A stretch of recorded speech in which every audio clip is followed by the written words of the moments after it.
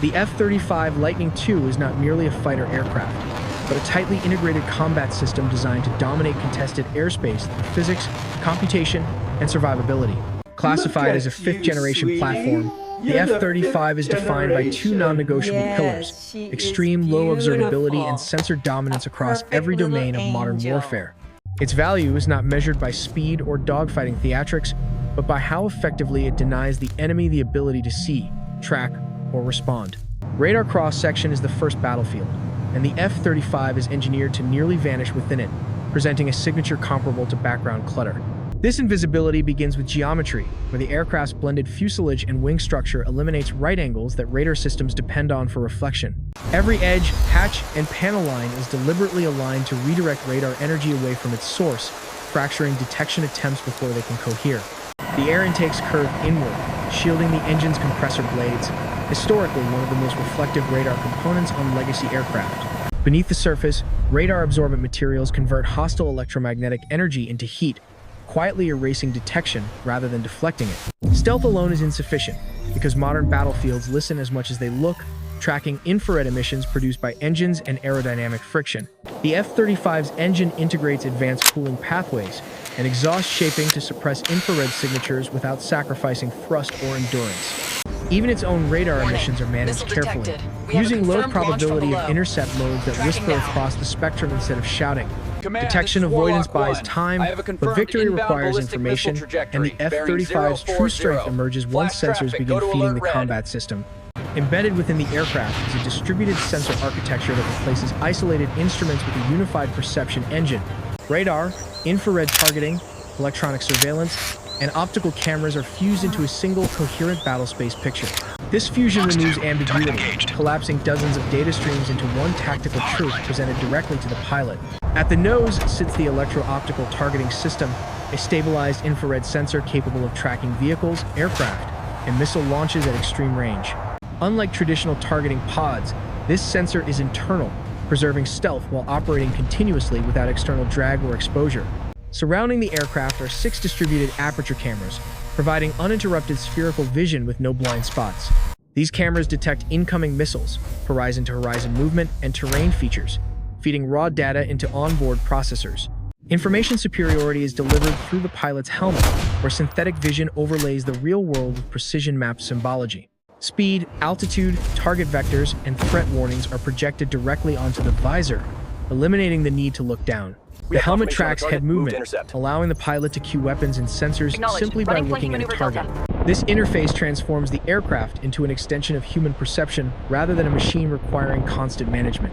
Decision time shrinks dramatically, compressing observe, orient, decide, act cycles faster than adversaries can respond. Weapons are carried internally to preserve stealth, housed within bays that open briefly only at the moment of release. These bays typically carry a mix of air-to-air missiles and precision-guided bombs, optimized for first-day of war penetration missions, when stealth is no longer the priority. External pylons allow the aircraft to carry heavier payloads at the cost of increased detectability. The internal gun system provides a final layer kinetic option, firing high-velocity rounds capable of disabling aircraft and hardened targets. Every weapon is integrated into the sensor network, receiving targeting data passively without requiring the pilot to illuminate the enemy. This architecture allows the F-35 to function as both shooter and scout, sharing targeting information with allied aircraft and ground forces. The aircraft's combat value multiplies when networked, acting as an airborne intelligence node rather than an isolated platform. Data links enable silent coordination, allowing older aircraft to launch weapons using the F-35 sensors without exposing themselves. In contested environments, this capability dismantles enemy air defenses systematically rather than through brute force. The F-35's design assumes the enemy is competent, equipped with layered radar systems and integrated missile networks. Survivability is therefore achieved not through speed alone, but by avoiding detection long enough to dismantle the system. This philosophy reflects a shift from platform-centric warfare towards system-centric dominance. The aircraft is not optimized for air shows, but for silent entry into denied zones where fourth-generation fighters cannot survive. Its mission profile emphasizes suppression of enemy air defenses as the opening move of any modern conflict. By neutralizing sensors first, it clears corridors for follow-on forces to operate with reduced risk. This makes the F-35 less a fighter and more an operational enabler across the entire battle space. Its cost reflects the integration of materials, science, computing, propulsion, and networking into a single survivable platform.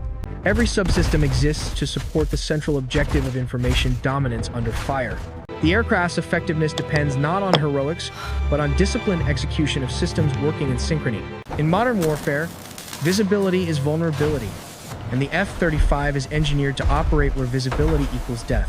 Its presence reshapes enemy planning long before weapons are released. The aircraft forces adversaries to invest disproportionately in detection systems that may never see it. This asymmetry shifts the strategic balance without a single shot fired. The F-35 represents the industrialization of stealth, no longer experimental but foundational. It is a machine built for wars defined by sensors, networks, and denial rather than maneuver alone. And this is only the outer layer of a system designed to fight first, see first, and decide first.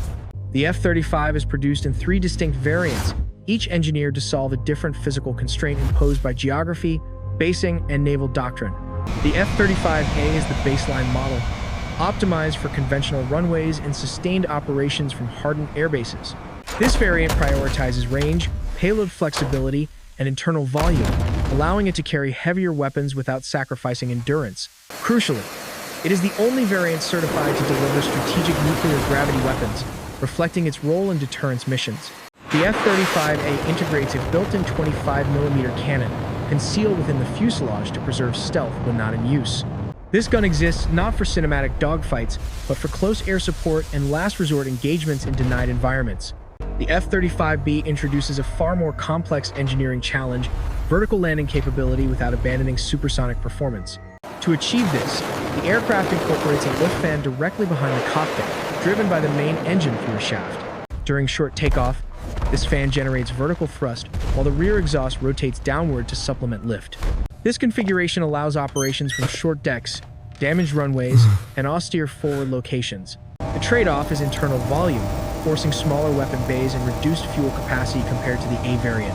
These constraints are accepted because the B variant enables 5th-generation airpower from ships never designed for catapults. For the United Kingdom and allied navies, this transforms light carriers into credible strike platforms. The F-35C is optimized for U.S. Navy carrier operations, where aircraft endure extreme launch and recovery stresses. It features reinforced landing gear, a larger wing area, and folding wingtips to manage deck space efficiently. Catapult-assisted takeoff launches the aircraft from 0 to flying speed in seconds, imposing immense structural loads. Arrested landings decelerate the jet violently, demanding precise control laws and strengthened airframes. Despite these differences, all variants share the same core avionics, sensors, and mission systems.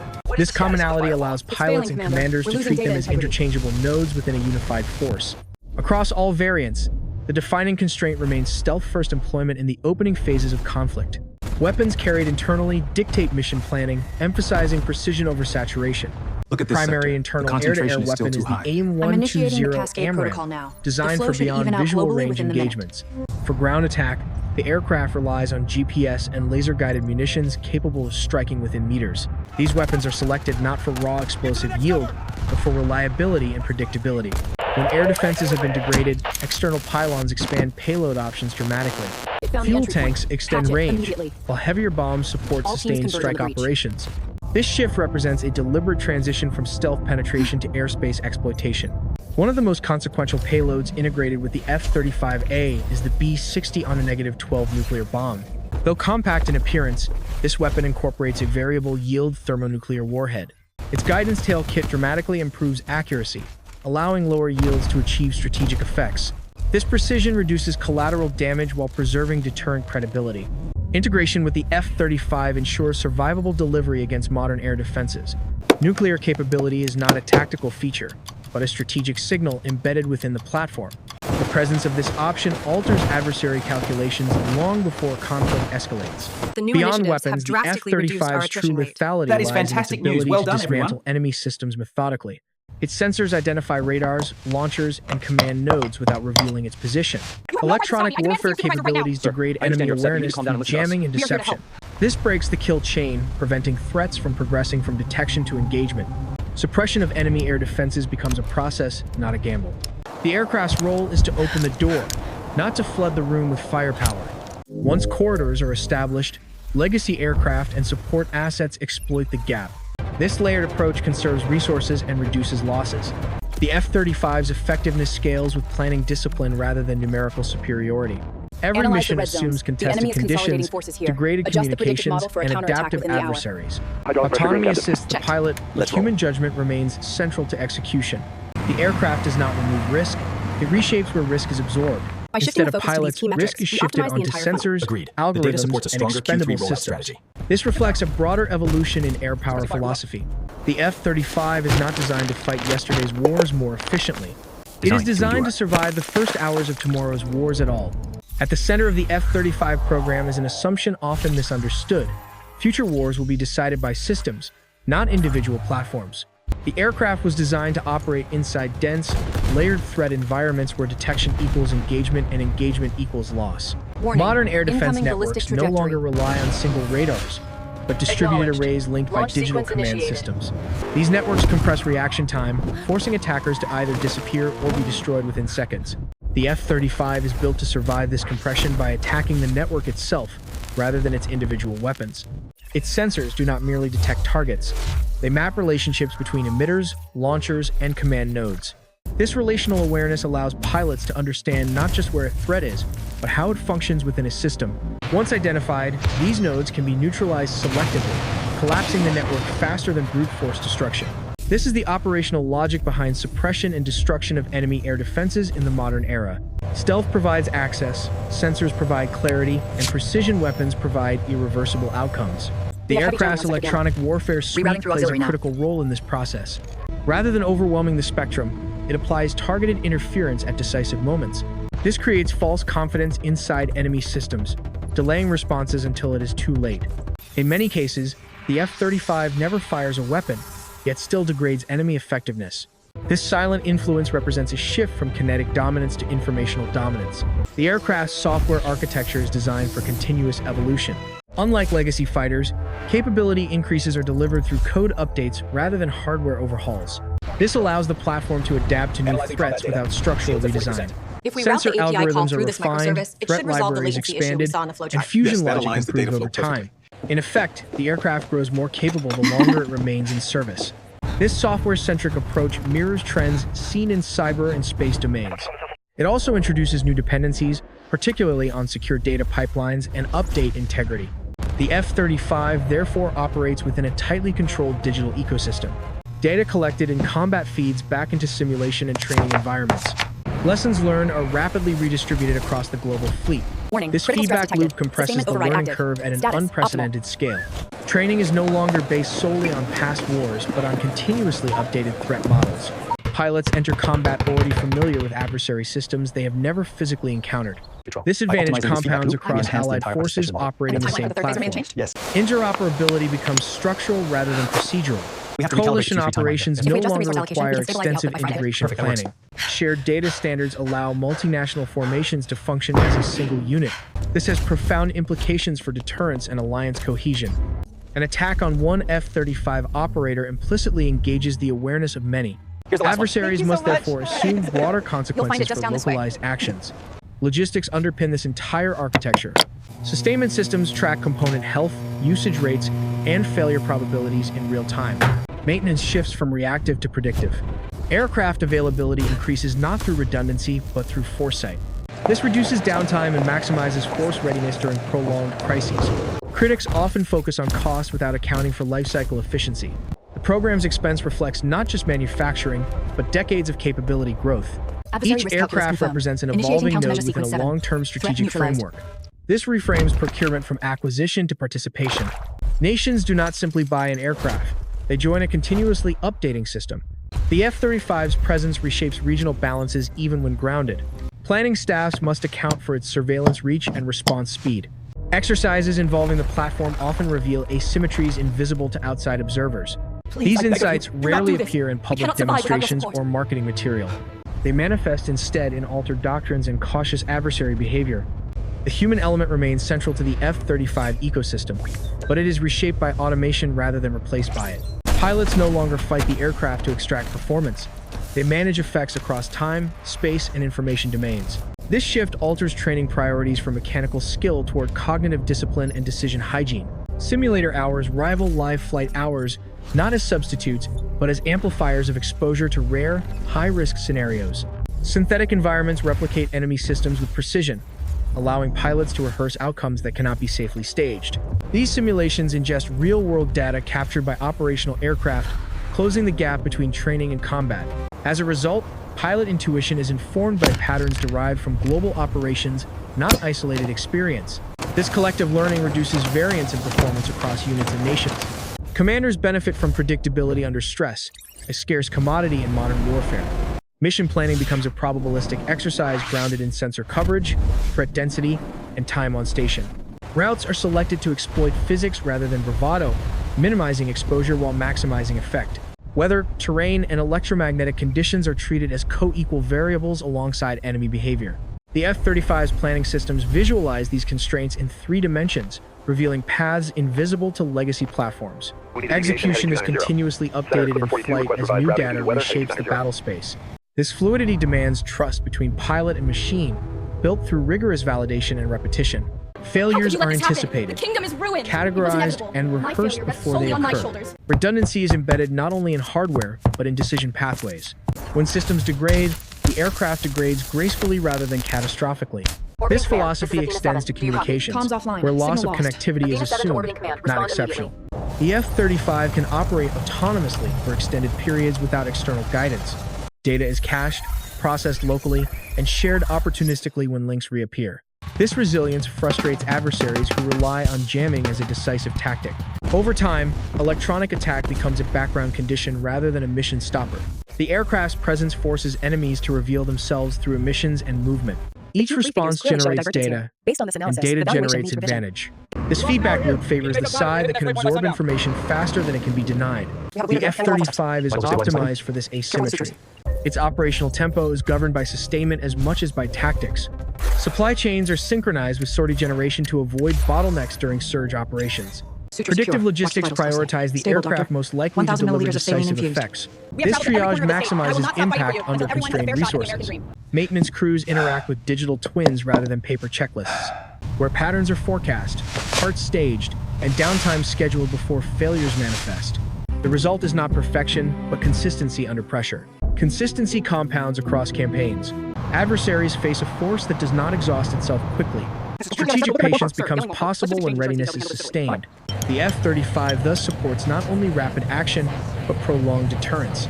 Its value increases in standoffs that stretch weeks or months. In these conditions, denial and surveillance matter more than spectacle. The aircraft's silence becomes its signature. Overflight without detection communicates resolve without escalation. This subtlety is difficult to counter with conventional metrics. Power is expressed through options preserved rather than actions taken. The F-35 expands the decision space of its operators. It compresses the decision space of its adversaries. This imbalance shapes behavior long before conflict ignites. By the time weapons are considered, outcomes are often already constrained. Modern air power is therefore measured in foreclosed choices. The F-35 is designed to foreclose them quietly, repeatedly, and at scale. The F-35's strategic impact becomes most visible when viewed not as an aircraft, but as a constraint imposed on adversary behavior. Its mere availability alters timelines, forcing opponents to assume earlier detection and reduced freedom of maneuver. Planning cycles stretch as uncertainty increases, eroding initiative before conflict even begins. This pre-conflict pressure is a form of power projection that consumes no fuel and expends no munitions. Deterrence in this context is not theatrical, it is procedural and continuous. The aircraft embeds doubt into enemy decision-making at every level, from tactical operators to national leadership. This doubt compounds across domains, influencing air, maritime, and ground planning simultaneously. Because the F-35 is networked, its effects persist even when it is not airborne. Intelligence gathered during routine patrols informs future scenarios with lasting relevance. Over time, patterns emerge that reveal adversary habits, thresholds, and red lines. These insights are rarely dramatic, but they are decisive. The aircraft's role in crisis management is therefore as important as its role in combat. Presence can be modulated, scaled, and withdrawn without escalation. This flexibility provides policymakers with graduated response options. Traditional air power often forced binary choices between action and restraint. The F-35 expands the spectrum between those extremes. It enables signaling without spectacle and readiness without provocation. In joint operations, the aircraft acts as a bridge between domains. Maritime forces receive targeting and surveillance beyond the horizon. Ground forces gain early warning and precision support without exposing aircraft. Space and cyber assets are cued by airborne sensing, closing loops across domains. This convergence is not accidental. It reflects deliberate architectural choices. Modern conflicts demand coherence across domains faster than any single service can achieve alone. The F-35's design acknowledges this reality and embeds it structurally. As more nations adopt the platform, shared awareness becomes a collective asset. Interoperability ceases to be a negotiation and becomes a default condition. This reduces friction during coalition responses to emerging crises. Adversaries face not one opponent, but a synchronized network of aligned forces. The cost of miscalculation rises accordingly. Over decades, incremental upgrades ensure relevance against evolving threats. The aircraft's architecture anticipates unknown adversaries rather than specific enemies. This future-proofing is achieved through modularity and software dominance. Hardware establishes limits, software defines capability within those limits. As sensors improve and algorithms evolve, the aircraft's perception deepens. This continuous refinement shifts advantage toward patience and preparation. The F-35 therefore rewards long-term investment over short-term adaptation. Its strategic value grows not in moments of crisis, but in years of quiet operation. Critics searching for visible proof often miss this cumulative effect. The absence of conflict is rarely credited to systems that prevented it. Yet, prevention is often the highest form of effectiveness. In this sense, the F-35 functions as infrastructure rather than armament. It underwrites stability by shaping expectations and limiting escalation paths. When conflict does occur, it enters already constrained terrain. Outcomes are influenced before the first engagement unfolds. This preconditioning is the defining characteristic of modern air power. The F-35 embodies this shift more completely than any platform before it. It is not designed to win battles in isolation. It is designed to make battles unnecessary, shorter, or survivable if unavoidable. Power, in this model, is measured by control over choice. The F-35 exists to quietly, persistently, and systematically remove choices from its adversaries.